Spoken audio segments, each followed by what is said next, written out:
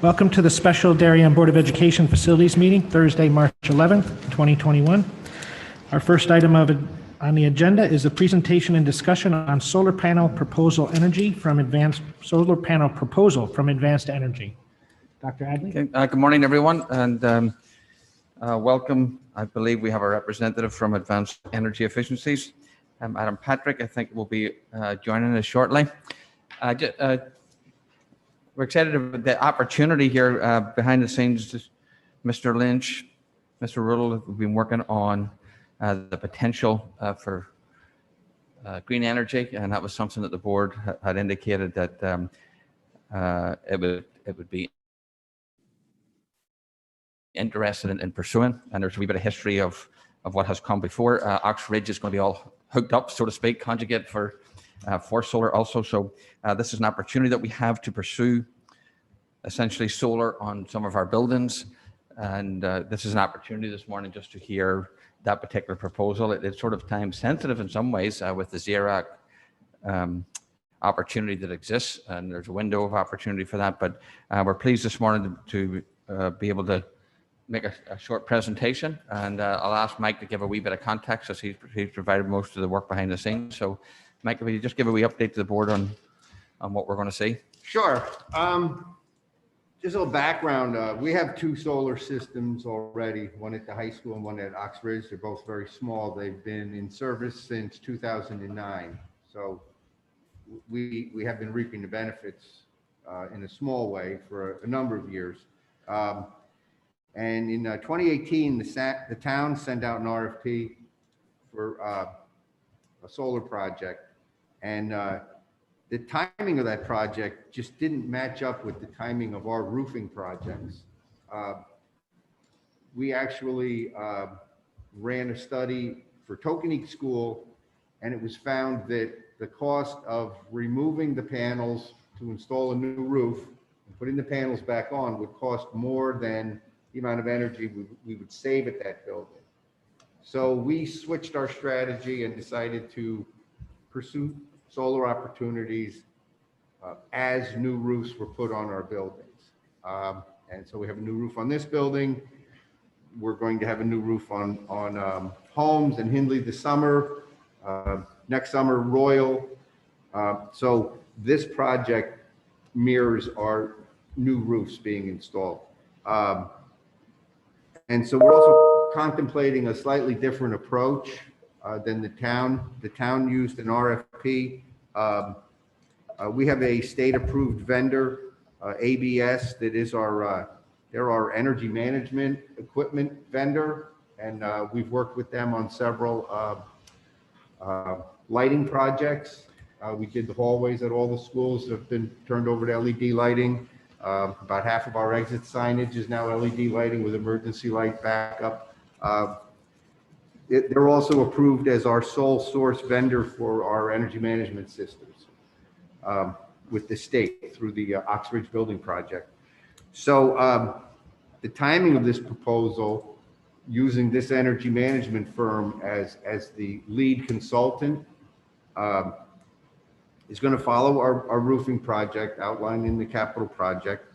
And the timeline we're hoping to follow is the ZREC, which stands for Zero Emissions Renewable Energy Credits, is the end of July of this year. That program stops. Whether it gets started up again next year is still up for debate. Once a project is submitted and approved, you have 2 years from the date of approval to finish the installation, which also falls in nicely with our roof project. And with that, this is where we are now with the project. I should add also, I sent a copy of this proposal to Rusty Schreiner from the Ox Ridge Building Committee. He is very, very familiar with solar installations across the United States. And I asked him to please take a look at the proposal. I sent it to him last week. I asked him to take a look at it for me. He agreed he would, and he would get back to me sometime before we actually put ink on paper. So if the board's okay, we'll go forward with the short presentation. Yep, perfect. Mike, can you just do the introduction to? Well, this is, I believe the presenter is going to be Adam from Advanced Energy Efficiencies. And his firm, as you'll see in the presentation, they can act as everything from a project manager to a designer to an installer to a maintainer of solar energy systems. They have worked with multiple municipalities throughout Connecticut, and they came highly recommended when we did some checks on who they were. So I'm just trying to spot who I'm talking to here. It was Adam, but who is it? Lisa Burkett. Is it Lisa? It was not. Is it Lisa? I don't think it's Lisa. What was this? Sorry. Is it Adam I'm talking to? Is it Adam this morning? Yes, it's Adam. For whatever reason, my computer is stuck my wife's name. I apologize, everybody. Good morning. I'm not touching that. Okay. Adam, good morning and welcome. Thank you for the presentation that you have shared with the administration. It's now before the board facility committee. So we're pleased to welcome you virtually down to Darien this morning. And you have the floor. You can go ahead and present virtually. I think you have those rights. Thank you for joining us, Adam.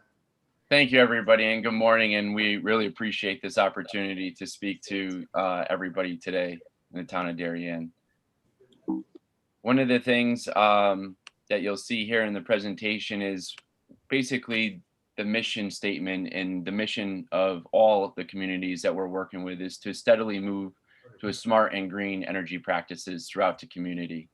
From installing solar, you're going to see some new things coming down the pipeline here with standalone and battery connected solutions. You're going to see EV taking off here in the future. But all this makes us focus on reducing the steadily rising energy costs and lock into long-term savings. So what we look at is improving Darien's long-term sustainability and also reducing that carbon footprint. And the nice thing is that we do this with avoiding capital costs for new technologies and these types of initiatives.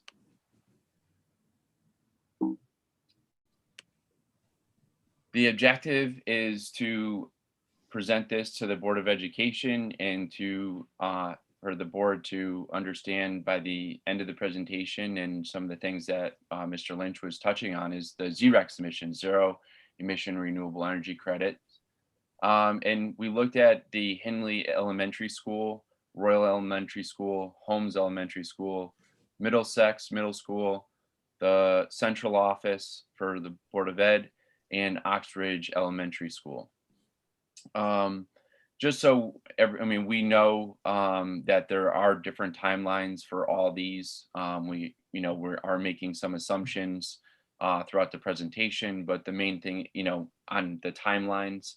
So, we do understand that, and we're just trying to put everything into one presentation. And then what we would look at to be able to achieve the financing is to have a non-binding memorandum of understanding, which offers a locked fixed rate of 8.5 cents for 25 years and a power purchase agreement. And that provides a no cost, no money out of pocket solution with no maintenance costs, no operational. And you're basically, one of the things you'll see me touch on in the presentation is you currently have, I believe, we'll get to it later in the presentation, but a supply contract of 8.6 cents. And that supply contract is just literally, probably anywhere from a year to, they typically go from a year to a 4-year window.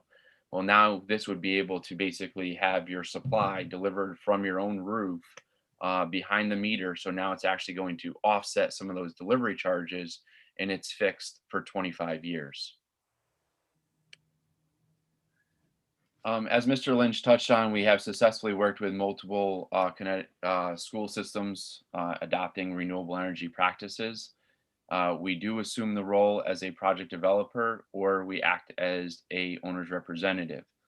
A lot of times this works out for a lot of communities because there's a lot of moving parts to going renewable, from, being able to look at energy consumption, being able to analyze the electric bills and actually understand what is being offset by solar and what those actual costs are. But then also from a timing standpoint of how the programs work in the state, the ZREC program is an auction based submission process. So it's not like everybody just gets to go ahead and build solar. For 0 to 100 kW, it is kind of an open enrollment. But for anything over 100 kW, you have a 2-week window that goes into a bid process. So being the owner's representative and being able to work with the town officials or between the municipality and the Board of Ed, and then also legal counsel on, being able to set up an RFQ and RFP to meet all local requirements. And all this is done in order to set up a solar financing option that requires no capital and provides savings to the town of Darien. And AEE will employ its expertise and experience to oversee all these solar projects throughout the construction process. So one of the other things through this project developer and owner's representative role is that we are on site. We have personnel, project managers that are very familiar with how solar is installed. But as this morning, we are working with one of the large water companies in the state of Connecticut, and we have a representative there. We have a container that's arriving. We have panels and material that are arriving. We're there from the day that, we meet like we are today, through materials arriving, site visits being performed, and through the installation and actually overseeing it being turned on. And how, our role is really expanded is, through these applications, through the zero emissions program, the state has to go through a very complex way to basically understand what the size of the system is and making sure everything is submitted properly. Managing all the purchases, making sure that all the materials are tier 1 and the panels come with a 25-year warranty. The inverters are warranted for 20 years, the racking systems, all that is very important to understand. Also review with the municipal officials on the solar proposal and how they're actually going to save the money, where they're going to see the actual solar savings and how it's offset on the electric bill. Determine the optimal size and configuration. As you'll see later on in the presentation, we have put together some optimal sizes for the consumption and also roof constraints, following all the proper ventilation codes for safety, for fire safety, as well as proper setbacks for building codes. Overseeing the construction of the solar facilities, managing the interconnection process with Eversource. As the Board of Ed is probably very familiar with, working with the utilities, there's a lot of things, there's a lot of timelines, there's a lot of process that needs to be accomplished. And we work with the town and the Board of Ed and the architectural people, as well as the engineers, to make sure all these meetings are met and held to the highest standards. Coordinate the energizing of the system. These systems, you don't just, put them in and be able to turn them on. As you're probably familiar with, Eversource requires the town to do an inspection first, and then they submit a piece of paper to Eversource. Eversource then has time to come out, review the system, check the meters, and also do what's called a witness test. We're there through this whole process. And then it's also important that these systems are properly registered, not only with Eversource, but through the PURA, the Public Utility Regulatory Authority, as well as the ISO, the Independent System Operator of New England. And we assure that the solar projects conform to all the state Connecticut laws and regulations. As you'll start to see here, we're getting into the solar designs. First school that we have here is Henley. As we are aware, right now, the only roof, can you guys see my cursor moving? Just, is that possible? Yes. Okay, So this is the first roof that will be replaced, I believe this summer. I don't have my little sheet here in front of me, but but as the additional roofs come to completion, this is a full scale view on what could happen for Henley School with all of the proper walking spaces, all the proper setbacks for fire ventilation. And as you'll see, that's a 195 kW system. The initial production of this system is going to be 253,630 kilowatt hours. And as you'll see here in column B, this is the current consumption at the school, 322,560. And as you see, that's a 78% offset by solar. And then what you have here in column C is your utility rate. This is your all-in cost for power. And we go through diligently, and we could actually sit down with the electric bills and really hone into this. But all you're doing is you're taking that all-in cost for power and dividing it by the actual consumption. That's your all-in actual utility rate. The solar that's being generated, 253,630 kilowatt hours, has a solar offset of 10.4 cents. Now you'll notice there's a delta, right, between what is being offset by solar and what the utility actually charges. And it's very important to understand this, and I'll go through it here so this way we don't go through it on every one. But solar operates in a bell curve, right, where you have January down at the bottom of one side, December at the bottom of the other. And what happens is it's passive energy. So for delivery charges, solar does not offset all those charges.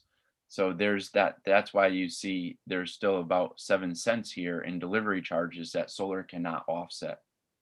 This is one of the things that's very critical for people to understand when they're going solar, to understand the true benefits of what solar has. With that fixed rate of 8.5 cents for 25 years, you can see that there's no fluctuation. This will never be a variable. It will never increase. So we have a net savings in year one of $4,819. And again, we do know, like for the case in Henley, that this here is actually going to be done in stages. But this is a good snapshot of the opportunity for when all the roofs are done in actual savings. As we move on to Royal Elementary School, here we have a 154 kW DC solar system. And you'll notice that we have left off 2 roofs per future projects. So these roofs here are the good usable roofs immediately for solar. And that's 154 kW in solar. Here, what that represents is 211,300 kilowatt hours, which is an 84% offset to the current consumption of 250,480 kilowatt hours. That current rate at Royal Elementary School is 18.4 cents. And again, the solar generating 211,300, and it's offsetting 10.6 cents. And here again at 8.5 cents fixed, year one savings of $4,437, and over the 25 years, $340,497. One of the other things that I didn't touch on the first slide that I'll cover on this slide is that you'll notice in column D that that the solar actually goes down by 0.5% per year. This is a recognized practice in solar that we had degradation of the panels from constantly sitting in the sun. So they will lose about 0.5% per year. What we are seeing is it's not falling off in year one. We've had panels now installed for over 7 years, and we're not even seeing that drop off yet. The other thing that you'll notice here in the utility rate is the national assumption for utility rate increase is 4%. What we use is only 3%, as the Connecticut Green Bank and other agencies in the state utilize in their presentations as well, is a 3% utility rate increase. Holmes Elementary School, 159 kW system. As we do know, some of these roofs will be done sooner than later. But again, this is a true snapshot of what could fit with proper setbacks from ventilation and mechanical equipment on the roof. Here that 159 kW system is going to produce 206,050 kilowatt hours for a 74% offset. Current consumption at the school is 280,000 kilowatt hours. The utility rate there from the utility bill is 18.5 cents. That 206,050 kilowatt hours has a solar offset again of 10.6 cents with a fixed PPA rate of 8.5 cents for again net savings of $4,368, or over the 25 years, $333,442. The next school, which is a much larger system, this would be a large ZREC submission. This here is Middlesex Middle School, 425 kW solar system. This here, as you can see, we've really observed everything that you could possibly see on this roof, from gas lines to water returns from chillers. Everything is really been taken into consideration on this roof. So here what we have is a 425 kW solar system producing an initially 552,500 kilowatt hours, with the annual consumption at this school of 1,033,280 kilowatt hours, a utility rate of 18.6 cents, and generating 552,500 at an offset rate of 10.6 cents in year one, and having a fixed PPA rate of 8.5 cents. The net savings is $11,824. And again, at Middlesex Middle School here, that is almost $900,000 in savings over 25 years. We then move on to the central office. This here, we did not use any of the roofs that could be seen via the parking lot or the street to keep the aesthetics of the building, as it's a very nice building coming up Leroy Street. And so this is all only on the flat portion of the roof. This is a 26 kW system. And as you'll see here, producing 33,670 kilowatt hours, we're providing a 16% offset, with the current consumption there being 207,200 kilowatt hours. The current utility rate is 17.9 cents. The solar generated of 33,670 has an offset of 10.5 cents, with a net savings of $673 year one and $53,000 over 25 years. The Ox Ridge Elementary School, we know is going to be totally changed. So with that being said, we did look at some of the plans and try to kind of do a layover on some of the CAD drawings that we received. And here's a 163 kW solar array. That 163 kW system is producing 221,300 kilowatt hours. The current assumption is almost 600,000, 599,730, with a utility rate of 18.4 cents. That system generating 221,300 kilowatt hours with a solar offset of 10.6 cents provides a net savings of $4,647 year one, with a $356,612 savings over the 25 years. In summary, across all these locations, it means a lot. for greenhouse gas impact and the carbon that's sequestered by moving to a green energy program. And we take pride in really making the community aware by installing 1.12 megawatts of solar with an initial production of almost 1.5 megawatts of power. That PPA rate fixed at 8.5 cents. Again, so you're not, going in and out of a supply market. You have, and if everything, and this is that hypothetical, right? We know everything's not going to come on at the same time in year one, but when all the systems merge together, a year one savings that would be achieved is $30,769 at no expense to the community.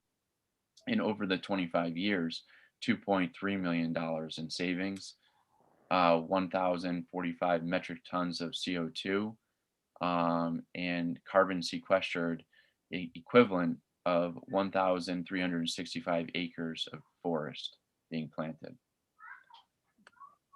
The financial benefits to the town is basically creating this portfolio. We have a favorable 25-year PPA financing commitment for the town of Darien. Again, that hypothetical of it, if it was all able to come on in year one, at the same time, you have that $30,769 in savings. It is a locked in estimate of 2.3 million. And this is going with the current supply rate that was provided of 8.66 cents in energy, with no upfront capital cost, no maintenance cost. And as we touched on before, and Mr. Lynch touched on, this is the last year for the Connecticut ZREC program. Currently, the legislators up in Hartford at the Capitol are talking about a new program. Some things are on the docket in order to be presented to PURA, as well as DEEP, Department of Energy and Environmental Protection. But at this moment, that program has not been completely identified or put forward. And there is a 2-year window for these systems to become operational as well. And I will open it up for questions and anything that I can answer. Just to clarify one question. I'll turn it over to the chair to facilitate board questions. It looks like, Adam, thank you for your presentation. It looks like you were able to include the Ox Ridge clearly in your presentation this morning. I'm assuming you feel as if you have enough information to actually complete that. Is that, since you included it, I'm making that assumption? Yes. So that was, we were scrambling. We tried to get it into the one that we were able to send in, and we were having some technical difficulty on the CAD file. So we apologize that we weren't able to get it into the one that we emailed, but we were able to incorporate it in for this morning. Well, we appreciate that very much. Thank you, sir. Thank you, Mr. Chair. Yep. Thank you, Mr. Burkett. Open it up to board questions. Mrs. Parent. Thank you. Thank you for this presentation. This sounds incredibly exciting for our district and for our town. And I'm just wondering, it all seems very positive. Is there any downside at all to this? No, the downside is just that you by going solar, you have the ability to have a lock on that supply rate. So regardless of going into the future, you're going to need electricity to run these facilities. And you're at the current market rate of 8.6 cents, which I'm sure you guys had a lot of people trying to offer that supply rate. We see that rate only going higher into the future.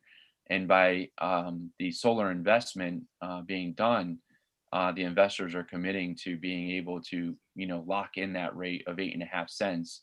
And again, where your supply portion of your electric bill, that is only one portion, where with going in through the current program that the state offers, the solar is being put in behind the meter, which then also offsets some delivery charges.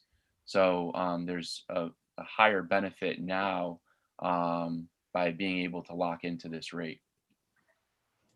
Thank you. Other board questions? Yeah, Dennis, I don't know if you can see me. Yeah, we can see it. I jotted down 6 questions, so I'll take them one at a time if that's okay. Please. The first one being, how many districts or towns has AEE engaged with as the preferred vendor? I think it was mentioned earlier that they've been named the preferred vendor of, statewide for school districts. Not statewide. I think Mr. Lynch mentioned that ABS is.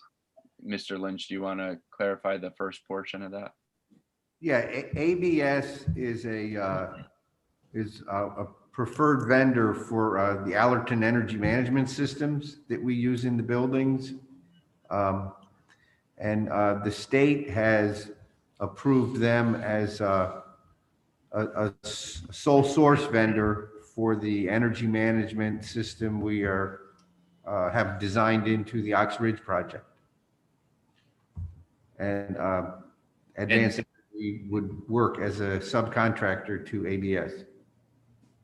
And John, to AE standpoint, we worked with the town of Bethel. We're doing the 2 schools in the track and field building currently, the town of Bethany, Naugatuck, and also city of West Haven. We did their wastewater treatment facility with fuel cells. Would this be the largest project that you engaged in local? No, Naugatuck is Naugatuck. We have 3 fuel cells at the wastewater treatment facility. That was over a $6 million project in itself. And we're doing currently a cogen project at the high school with another megawatt solar for the high school in Naugatuck, and also 5 other buildings. We're currently doing City Hill Middle School. Maple Hill was already finished, and we have Andrew Ave. I can't remember all of them off the top of my head, but another 5 in Naugatuck. So Naugatuck is the largest, then Bethany, then Bethel. Okay. My second question is, if the town was to self-fund and install the solar systems themselves and self-manage, I understand the capital benefits up front, but I'm sure they come at a cost. I'm just wondering if somebody's done the cost benefit analysis of basically outsourcing the construction and the 25-year contract versus the town executing it itself. I don't know if anybody's looked at that or can kind of subjectively talk about that. I could tell you, John, from our standpoint, we've done this with other communities, and the biggest benefit that's being passed through the investors is that towns cannot take advantage of the ITC. ITC stands for investment tax credit, and they can also not take advantage of the depreciation. So when you go through the full model of only being able to have your solar offset savings with the ZRECs, it's about anywhere between 9 and 12 years to see a return. Okay, great. That's it. Thanks for that answer. Yep. Dennis, can I keep going? Yes, please. So the ZREC, I guess you just addressed that. So that would be if the ZREC expires and we don't take advantage of it, then we lose the tax event or that tax credit that you just mentioned. Yeah, goes away. The ZREC and the ZREC is offered through the utilities. So that's part of the renewable portfolio standard that all utilities need to follow. Zero emissions renewable energy credits is what is offered in the state of Connecticut, and ITC and depreciation are federal tax benefits. So they're separate. Okay.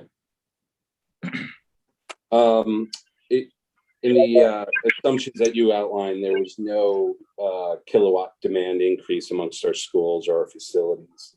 Have you run a scenario if there's a 2 to 3% increase, or have you looked back historically at the increase of the kilowatt hour usage or demand? So I just popped back to Henley for a second.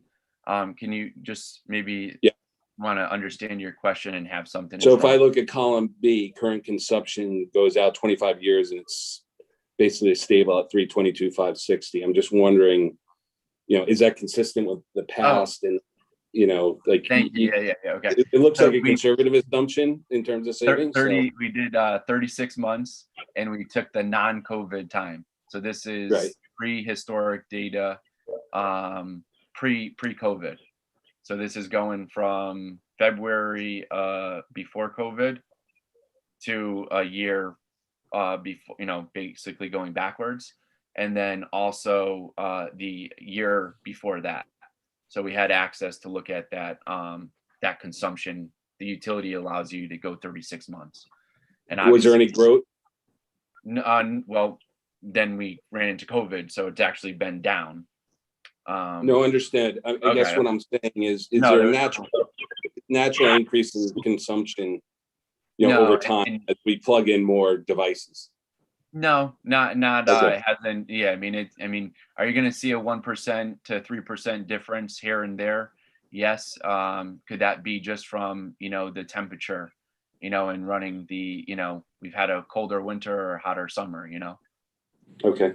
I have two more. Is the 25-year purchase agreement standard or required? You know, No, what I'm getting at, is there a look back at any point, or is there an option that we as a district could choose? It just seems like that's pretty static for an extremely long time period. Yep. So the typical, not typical, the power purchase agreements are basically 20 or 25 years. And what most communities tend to say is, okay, we'll just run it out for the warranty of the complete system. So the panels are warranted for 25 years. We do, and the other thing is that since the panels are warranted for 25 years, and the PPA, if it went for 20 years, there's also a 5-year extension inside the PPA in order to carry out to the full end of life, is if you wanted to call it end of life, even though panels have been in existence for over 40 years and still producing power.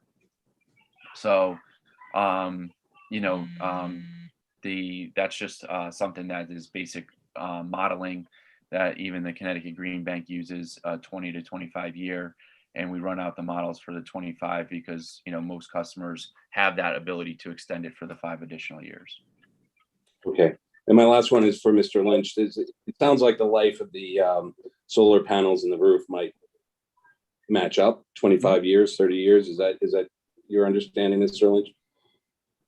Yes, and that's why you notice the high school is not on this proposal, because their roof probably has between 7 to 9 years left, which means if we were to put solar panels on, we would then have to remove them to put on a new roof somewhere along there. So we just felt it would be better to address that when we did the roofing. Great. Thank you very much, guys.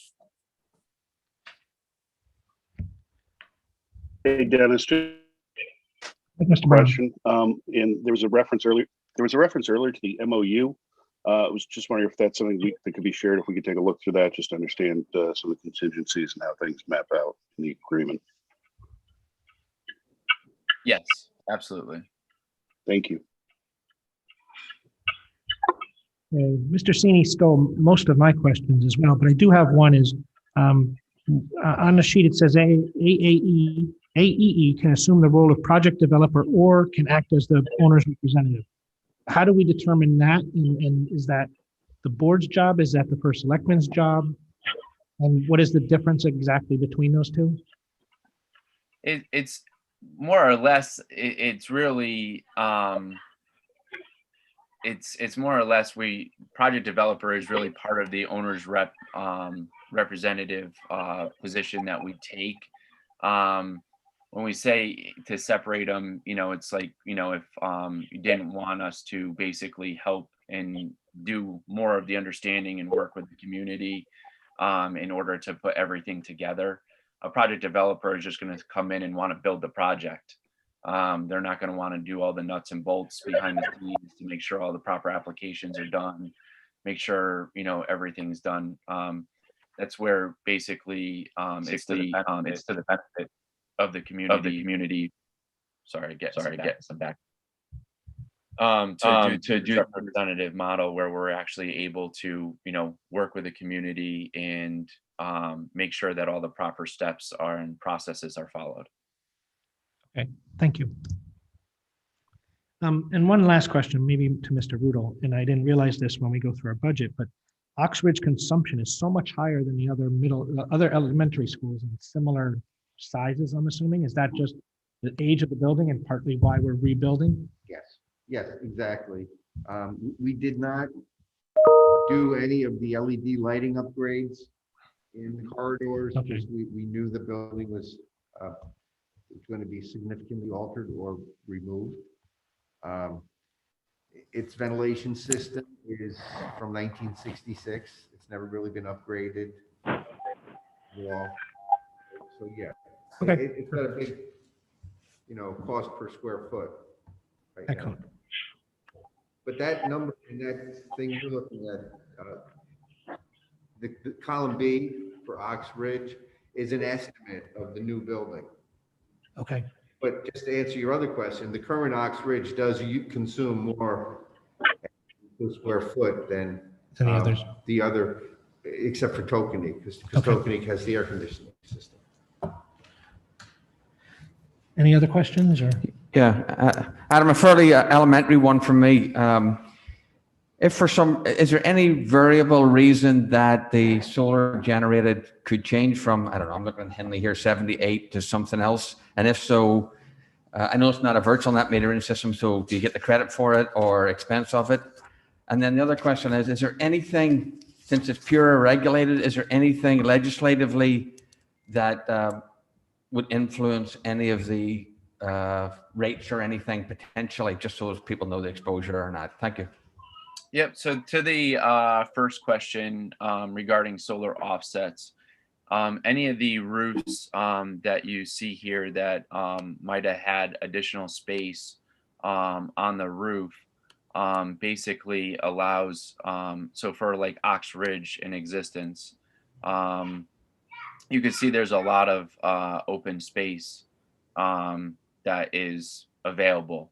So depending upon once we run a new calculation with all the new equipment, this number that you were just referring to being much higher, this 599, we could have the ability to size the system a little bit larger.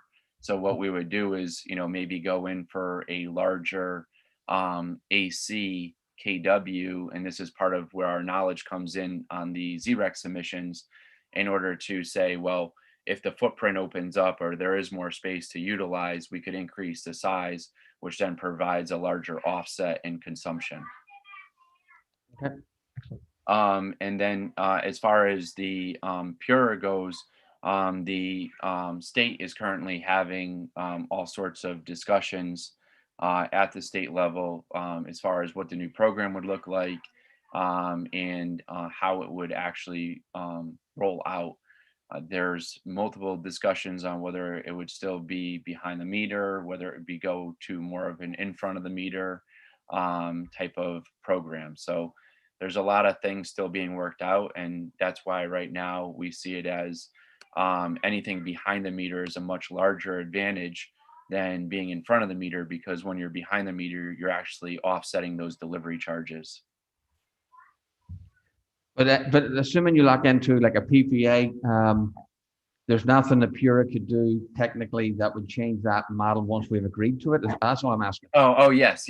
Once you're that's part of, yes, once the interconnection application is registered and you have and your interconnection in, they can't then all of a sudden go ahead and change that on you in the future.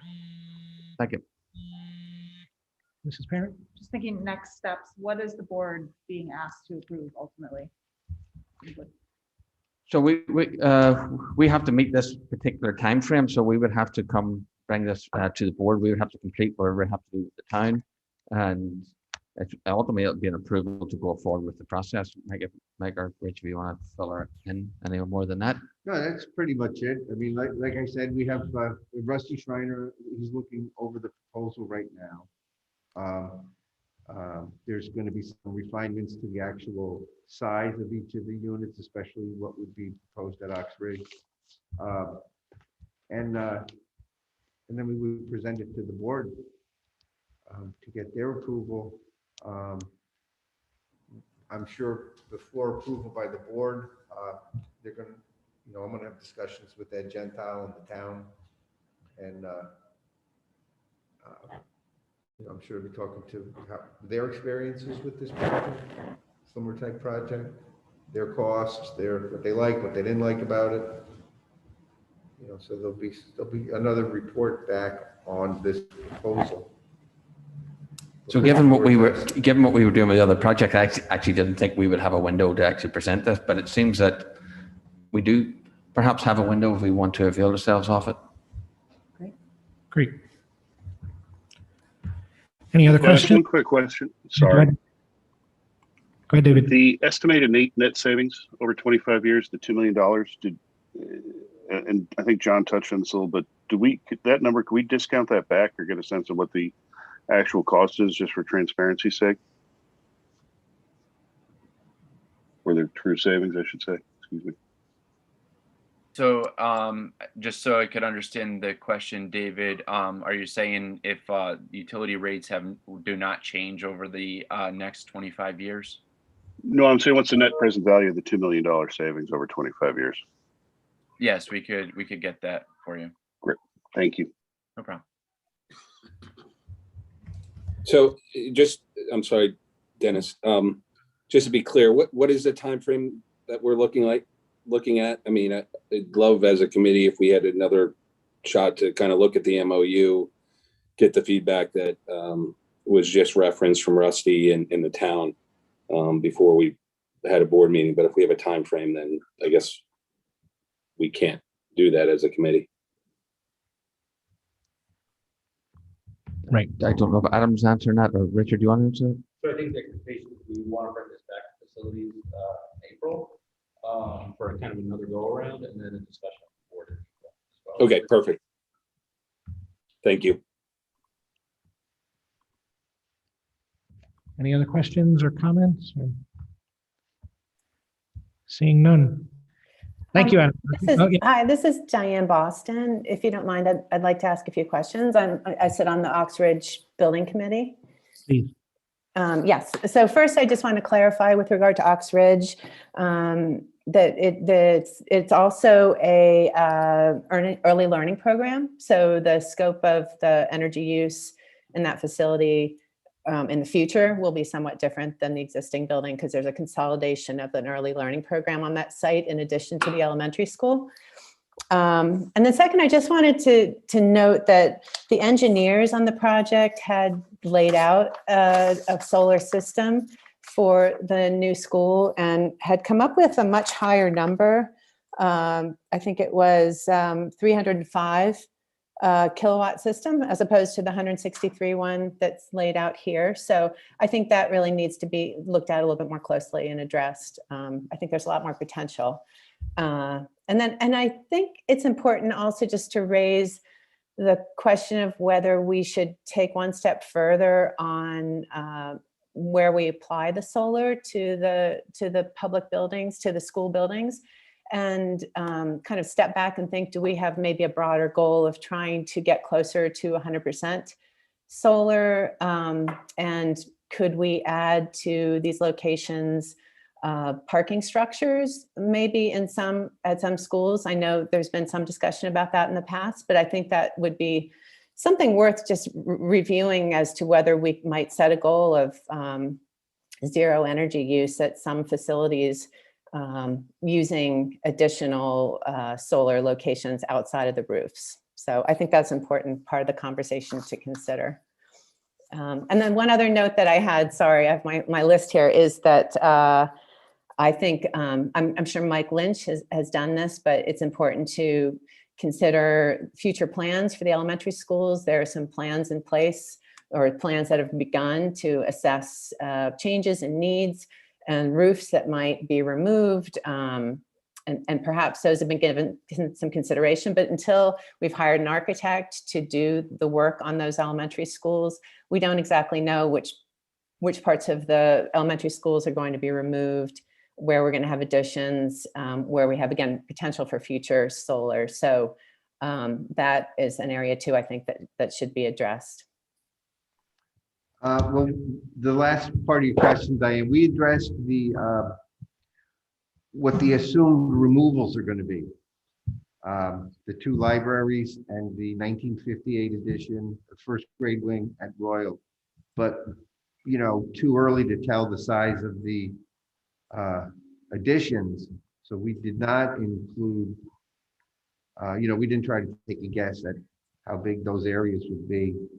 And regarding Ox Ridge, I know I kept telling Adam, I know I have a drawing of a solar panel layout with some figures, and Morning. I have it right on my computer too. I can shoot it over to you, Mike, and send it to you Great. right now. I could not find it, and I said, just guess and leave a lot of open space. And Diane, we actually tried to look at sizing up kind of what they fit in those different areas, and using a panel size to just say, is this close or not close? So that's where some of that comes from. And we also agreed that there was also a lot of real estate that was left open, so that other panels could go in. We didn't know if there was just a certain reason why they only placed them in those scattered areas. Great. Yeah, that's good to hear. Okay. Well, thank you for your comments, Mrs. Boston. Any other questions or comments? Okay. Thank you, Mr. Burkett. And now we will open up the floor for public comment. Michelle? Good morning. If you would like to speak during public comment, please click the participants icon on the bottom of your Zoom screen. When it is your turn to speak, the facilitator will identify you and announce that you are unmuted for public comment. You will have up to 3 minutes to comment. There are no raised hands at this time. Okay. Thank you. Oh, I'll sorry. entertain a motion to adjourn. Mrs. Parent, all in favor? Aye. Thank you very much. Meeting is adjourned.